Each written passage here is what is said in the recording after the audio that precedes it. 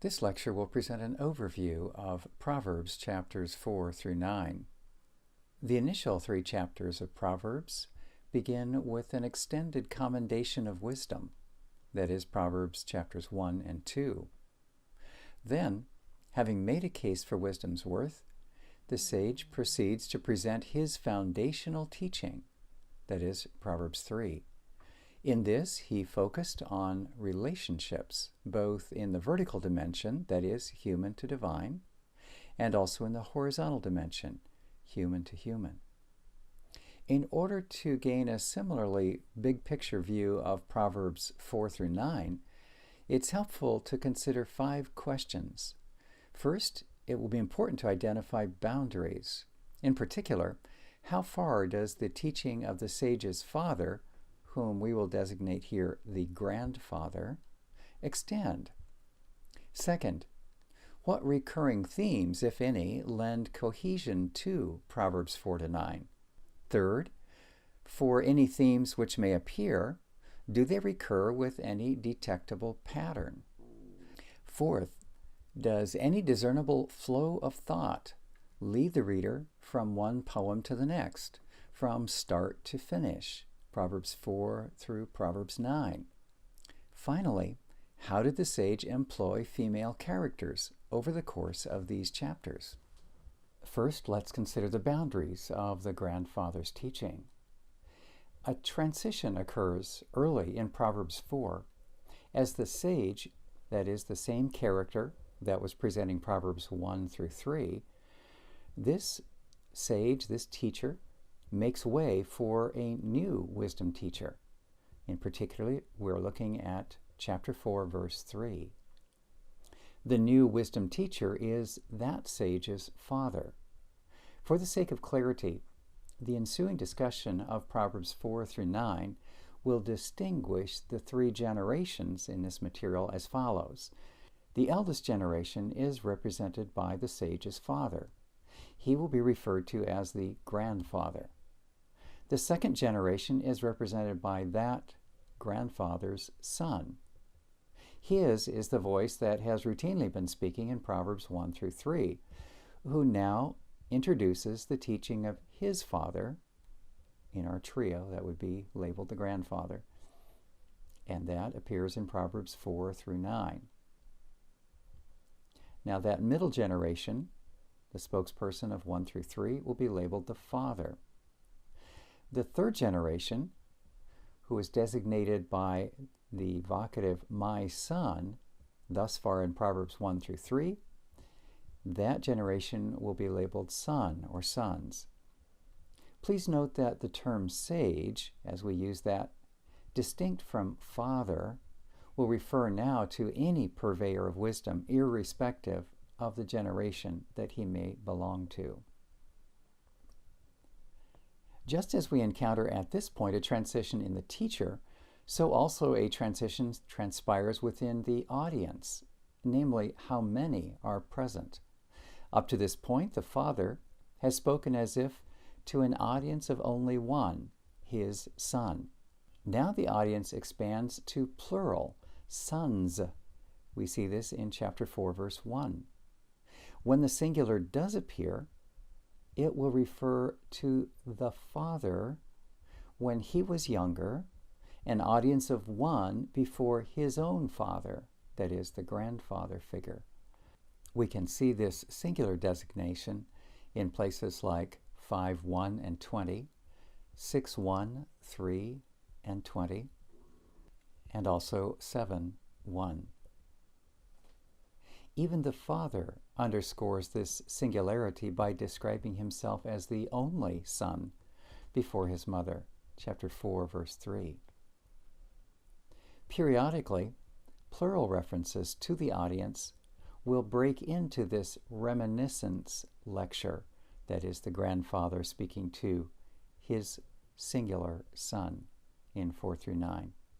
When plural references to the audience do break in, these vocative expressions addressed to quote-unquote my sons, and note there the plural, these indicate that the father sage has interrupted the grandfather's legacy lecture in order to capture afresh the potentially wandering attention of his present audience of pupils, those to whom he is transmitting his father's, that is, the grandfather's message. Plural intrusions then show up in 5:7 and 7:24. Thereafter, the plural swiftly ceases and the singular audience resumes.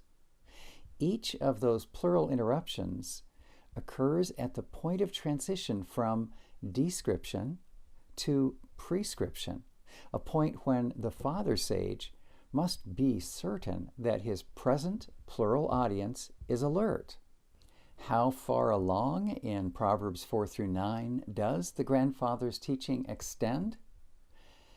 Since at various points in the book, its authors or editors show a willingness to alert readers to a change in speaker, and here are some of them: 4:3-4, 10:1, 24:23, 25:1, 31, and 31:1. And since after 4:1, no such announcement alerting the readers to a change in speaker, no such announcement appears until 10:1, a major division point in the book. It therefore seems most natural to attribute all of Proverbs 4-9 to that grandfather. Aside, of course, from the opening summons to a plural audience announced by the father in chapter 4, 1-4a. And aside from the father's two plural interjections as noted just a bit earlier.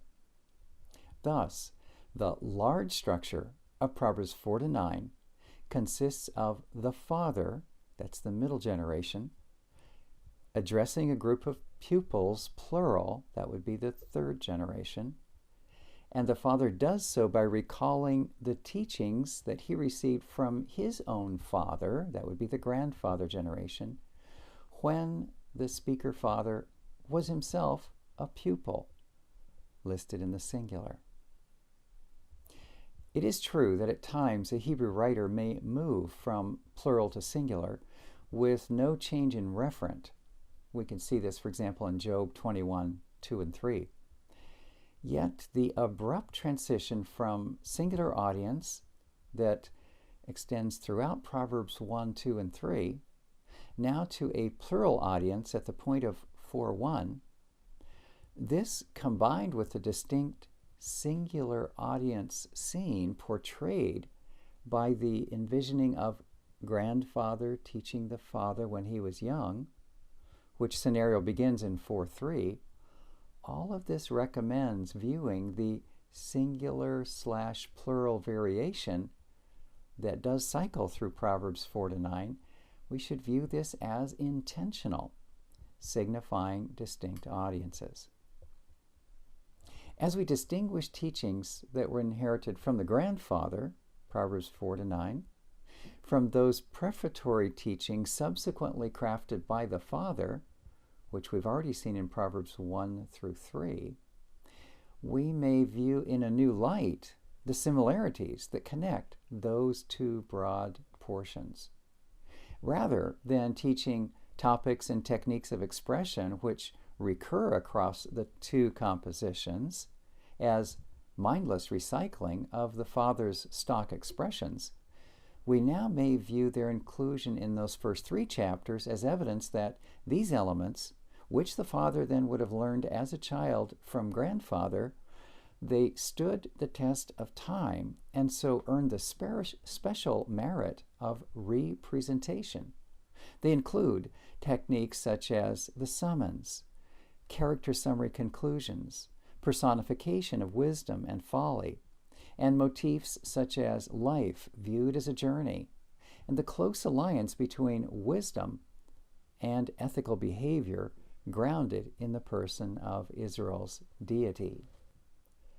Now let's proceed to the second topic, recurring themes lending cohesion to Proverbs 4-9. There are 3 themes that recur within Proverbs 4-9, opening the possibility of cohesion patterning, and flow of thought. Those themes are first, body behavior, second, influential women, and third, commendation of reprimand. Since one may recognize the theme of body behavior most easily, it will be treated first.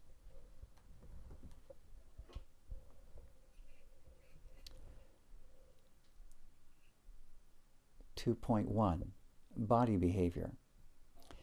Each poem in Proverbs 4 through 9 employs, to a greater or lesser extent, the literary device by which human behavior is associated with one or more body parts. Yet there are 3 poems within this span of chapters that refer to body parts in concentrated measure, associating either desirable or undesirable behavior with those parts. The following verses exemplify that focus. This first is from chapter 4, verses 24 and 5. Rid yourself of a twisted mouth, and put crooked lips far from you. May your eyes focus directly ahead, and even your glances aim straight opposite you. In the display that you see before you, the material spanning Proverbs 4 through 9 is portrayed and divided over 11 poems. You see them numbered consecutively on the left. Please bear in mind these poem numbers do not correlate directly to chapter numbers. Immediately to the right of the poem number, you will see the theme that is present or most dominant within a given poem. Then the column on the right offers a poem title that is suggested for that particular poem. The first, then, of 3 poems that especially focus on body behavior is poem 3. It spans Proverbs 4, verses 20 through 27. It may be titled, "For Life and Health, Train Your Body in Forthright Behaviors." The next poem dealing with body behaviors is number 6. It's located in Proverbs 6, verses 12 through 15, and has this title, "Beware the Behaviors of the Worthless." The last poem, concentrating on body behaviors, is number 7, beginning at Proverbs 6:16, and is titled, "Beware the Behaviors of the Loathsome." Through frequent mention of body parts, the sage left no doubt concerning the everyday implications of wisdom's abstract principles. By visualizing the actions of body parts, his pupils could easily translate abstract principles into concrete behavior, for good or ill. Next, 2.2, Influential Women. The single most extensive device found in the grandfather's teaching involves influential women, occupying 72% of the verses in Proverbs 4 through 9. Influential women figure in 5 separate episodes. First, poem number 4, which encompasses all of Proverbs 5. This can be entitled, "Avoid the enslaving foreign woman, delight in your wife and find fruitfulness." The next is located in poem 8, which is found in Proverbs 6, beginning with verse 20. This can be titled, "Prize the protectress, beware the huntress." The next is poem number 9, encompassing all of Proverbs 7, with this title, "Beware the lethal seductress."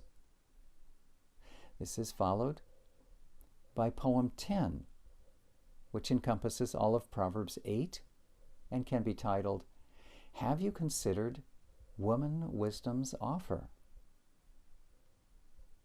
The last influential women poem is number 11, which encompasses all of Proverbs 9, with this title, "Whose invitation will you accept, Lady Wisdom's or Dame Folly's?" The author's aim through this series of poems featuring influential women becomes clearer as we observe changes in length and content given to each episode. Initially, we learn much more about the negative characters than the positive. By the end of Proverbs 7, verses devoted to negative characters outpace the positive by a ratio of 3-1. The proportion evens out as woman wisdom, together with lady wisdom, flourishes in Proverbs 8 and 9. The net result yields an overall even ratio of material representing negative over against positive characters. In terms of tone, characterization of both the positive and the negative women grows increasingly more vivid from one episode to the next. There is a crescendo. The negative figures grow more and more devious and dangerous, reaching a zenith with the scheming adulteress of Proverbs 7. In prompt response to so powerful a negative characterization, woman wisdom's credentials unfold lavishly in Proverbs 8, a venerable heroine of sagacity and joy. In their final appearance, the positive and negative challengers compete with even odds, as each invites the youth to a banquet. This is in Proverbs 9. But by now only a fool of the densest sort would fall, and fall fatally, for Dame Folly's enticement. Next, 2.3, commendation of reprimand. Among the sage's frequent calls for receptivity to wisdom, openness especially to reprimand towers above the rest as most valuable of all wisdom's forms. 3 features of the reprimand theme merit consideration. First, the general worth of reprimand. Second, those poems in which a specific reprimand confronts a verified wrong behavior. And third, comparison of reprimand in the grandfather's teachings, that is Proverbs 4-9, with those of his son in Proverbs 1-3. First, the crucial worth of reprimand emerges most vividly in the youth's lament as he explains how he fell for the foreign woman's slick seduction, expressed hypothetically in 5:12-14. This portion stands out because it consists neither of generalized sayings nor of the more pointed imperatives. Rather, we encounter here a testimonial, more accurately, a first-person confession. Without warning, we as audience discover ourselves among the communal assembly, listening as with shame-filled voice the naive victim blurts out, "How arrogantly I hated discipline, and my mind spurned reproof." That's 5:12. Notice that the youth does not say, "I hated wisdom," or "I hated insight."